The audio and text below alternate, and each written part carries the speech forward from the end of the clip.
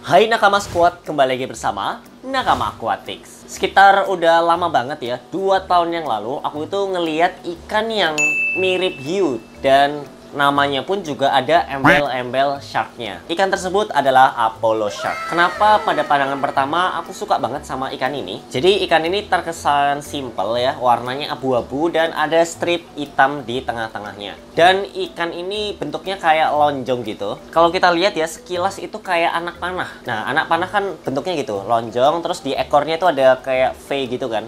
V dari samping lah ya, panah gitu. Dan itulah yang ngebuat aku suka banget sama ikan ini. Cuman waktu 2 atau mungkin setahun yang lalu itu dari segi kapasitas tank aku pribadi juga belum siap ya. Dan baru kali ini ya, kemarin kalau kamu masih ingat, itu aku nyiapin khusus tank ikan-ikan di Indonesia. Dan mungkin buat kamu yang penasaran juga ya, Apollo Shark itu kalau nggak salah dulu tuh sempet ada di TMII ya. Aku agak lupa sih, kayaknya dulu sempet ada deh. Dan kemarin waktu main ke Mas Dorang Alam Jaya, si Apollo Shark ini juga ada. Dan Star Aquatic dulu juga sempat ada loh.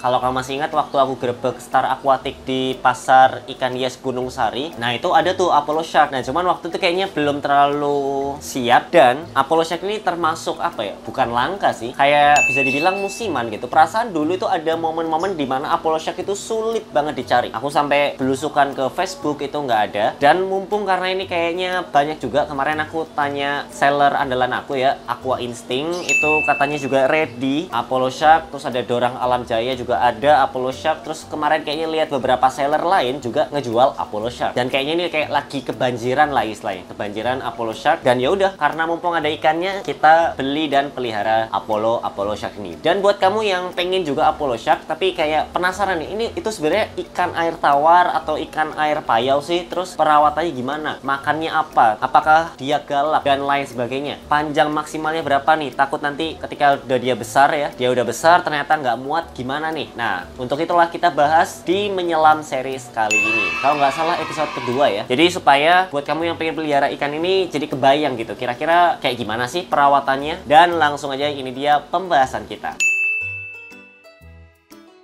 Ikan ini dikenal sebagai ikan Apollo Shark atau yang punya nama latin atau ilmiah Luciosoma setigerum. Dia ini termasuk family Cyprinidae. Jadi kalau kamu tahu hampala barb, ikan koi, ikan koki, ikan mas, itu masuk Cyprinidae juga. Jadi mereka ini sama ya dengan ikan koki, ikan koi, dan Cyprinidae lainnya. Nah, kenapa bisa disebut Apollo Shark ya? Kalau aku ngelihat sih memang dia itu mirip, ya mirip-mirip sih, tapi bukan persis ya. Mirip-mirip seperti ikan hiu pada umumnya. Ya, cuman kalau di compare dengan Genghis Khan ya, kalau kamu masih ingat ya, ikan hiu air tawar, si Pangasius sanitwongse itu, ya mungkin kalah sih kemiripannya ya. Memang Genghis Khan itu mirip banget dibandingkan Apollo Shark ini. Tapi memang banyak sih ya ikan yang ada embel-embel shark kayak redfin shark, terus apalagi ya, shark-shark yang lain itu banyak. Nah, cuman ini adalah salah satunya ya, si ikan Apollo Shark. Nah, sebelum kita bahas lebih lanjut kayak cara merawat, kita harus tahu dulu nih, ini sebenarnya ikan Apollo Shark itu dari mana sih? Apakah dia dari Indonesia, dari luar negeri, dari Amerika, Afrika? Nah, ternyata ikan Apollo Shark ini berasal dari Indonesia. Dia ini lokalitinya ada di Sungai Pebak ya,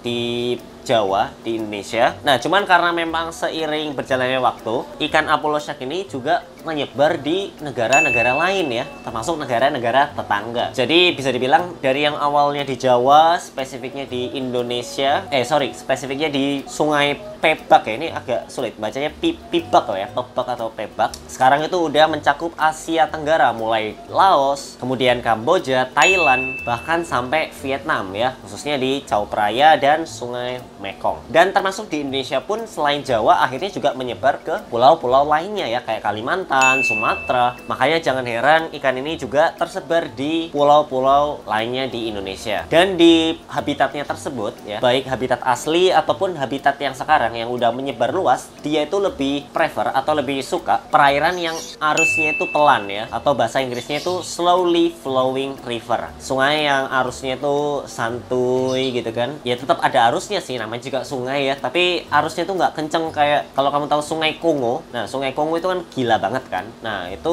nggak kayak gitu ya, tapi sungai yang cenderung santuy, yang nggak terlalu deres, yang nggak terlalu kencang, dan dia itu kadang-kadang juga pindah-pindah ke rawa-rawa ya. Jadi kayak pindah ke sana, pindah ke sini, dan selain rawa-rawa juga pindah ke hutan hujan gitu. Jadi kalau hutan hujan kan ada kayak sungai kecil-kecilnya. Nah, itu juga ada tuh ya si Apollo Shark ini.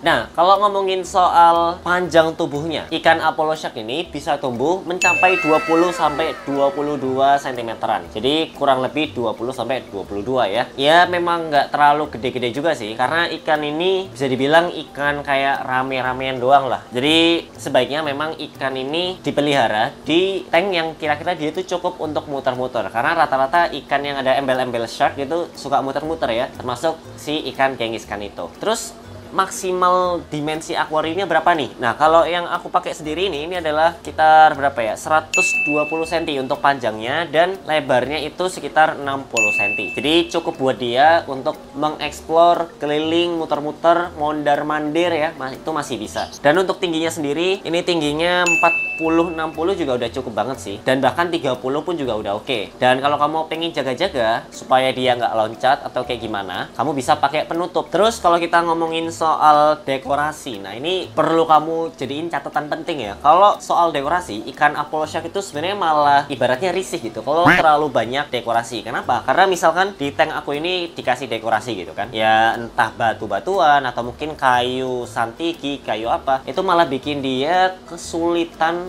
atau nggak ada open space untuk berenang. Nah, maksudnya open space itu gimana? Kayak tempat lowongnya gitu lah. Ketika dia muter-muter, nah kan nggak enak ya. Waktu dia muter-muter gitu kan, tiba-tiba ketabrak kayu lah, ketabrak batu lah, ketabrak apalah gitu kan. Nah, itu malah bikin dia ibaratnya ilfeel lah. Kayak, aduh males banget gitu kan. Nah, makanya sediain open space. Tempat yang benar-benar bisa bikin dia leluasa. Terus apakah nggak boleh kasih dekorasi? Boleh, loh boleh aja. Justru mungkin kalau kamu pengen nambah estetika, nggak apa-apa banget gitu. Cuman, kamu harus sediain tuh tetap ya, buat dia muter-muter. Paling minimal banget lah, itu setengah dari ukuran akuariumnya. Jadi kalau 120, minimal sediain 60 cm setengahnya itu untuk dia muter-muter. Itu minimal banget. Jadi dia memang nggak terlalu perlu atau bahkan memang nggak terlalu suka si dekorasinya ini. Cuman sesuai habitat aslinya ya, dia di sungai dan rata-rata sungai itu bersubstrat, entah batu, pasir, makanya itu penting untuk kasih batu atau pasir. Di sini aku pakai pasir silika putih supaya apa? Supaya si Apollo Shark ini menonjol, karena dia ini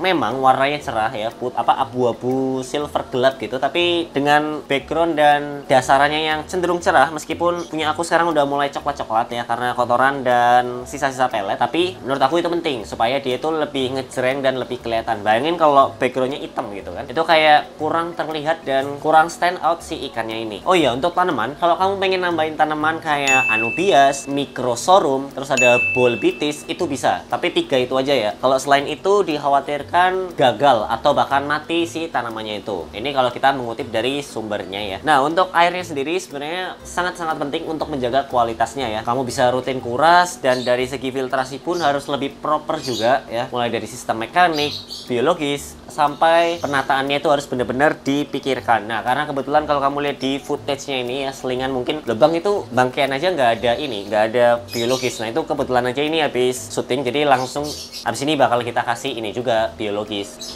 Cuma nanti at the end tetap harus kita kasih. Untuk pH airnya sendiri, dia itu kisaran 6-8. Jadi 6 bisa, 7 bisa, 8 bisa. Bisa dibilang dia pH-nya netral lah. Kalau suhu airnya itu dia antara 20-26 derajat Celcius. Ya bisa dibilang cukup dingin. Itu semakin dingin dia semakin bagus ya. Karena dari 20 ke 26. Kecuali kalau 26 ke 30. Atau mungkin ke agak hangatnya lagi gitu. Jadi prefer kalau airnya itu dia lebih, paling nggak adem lah ya. Cukup adem. Jadi meskipun kamu ada di daerah-daerah yang panas, kayak mungkin aku kemarin dulu itu pernah ke Bekasi ya, itu ya jujur aja kayak panas banget ya, kamu bisa minimalisir dengan taruh di indoor, kemudian meminimalisir ngasih cahaya kayak gini. Cuman kalau chiller kayaknya nggak terlalu butuh ya, chiller nggak sampai segitunya banget sih ya. Intinya lebih ke menjaga suhu supaya nggak terlalu panas aja atau nggak terlalu anget lah ya, karena ini dia 20-26 doang nih. Kalau di 30 atau mungkin bahkan 31, 32 ya mungkin dia kayak bisa agak pingsan atau bahkan koit guys.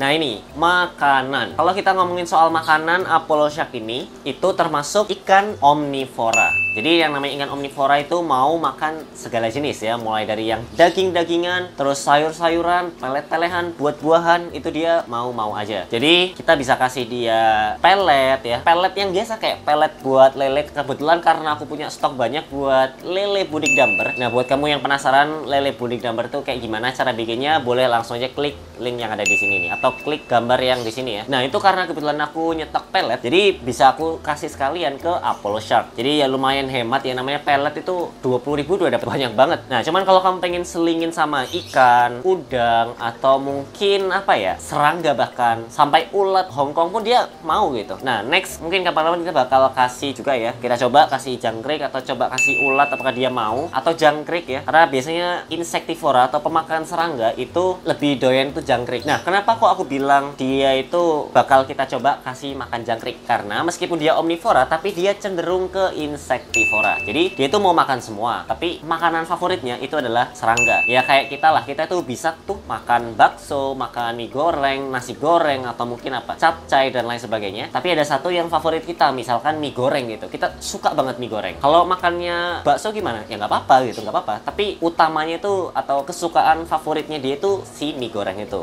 Nah, sama, dia itu bisa makan pelet, bisa makan udang, cacing, dan lain sebagainya. Tapi favoritnya ada di serangga ya. Khususnya serangga itu bisa jangkrik tadi. Kalau frekuensi makannya itu biasanya sehari 2 kali itu udah cukup banget. Jadi nggak usah terlalu banyak juga. Ini pun ya jujur aja ini kayak masih nyisa gitu ya. Peletnya kayak tenggelam gitu, bahkan kayak ada serpihan-serpihan. Makanya ini aku anggapnya ngasih makannya masih terlalu banyak. Next bakal aku kurangin juga makannya. Jadi dia itu kayak tipenya, mungkin kalau ada nanti aku sambil selingin footage-nya. Itu ketika makan ya, itu dia kayak lahap banget gitu. Tapi habis itu udah gitu. Dia kayak kenyang, santuy, udah kayak nggak peduli lagi. Jadi paling kalau aku lihat ya, perhatiin dia biasanya makannya itu 10 butir pelet itu udah makannya rakus gitu, langsung disamber kayak setan gitu ya. Tapi that's it gitu.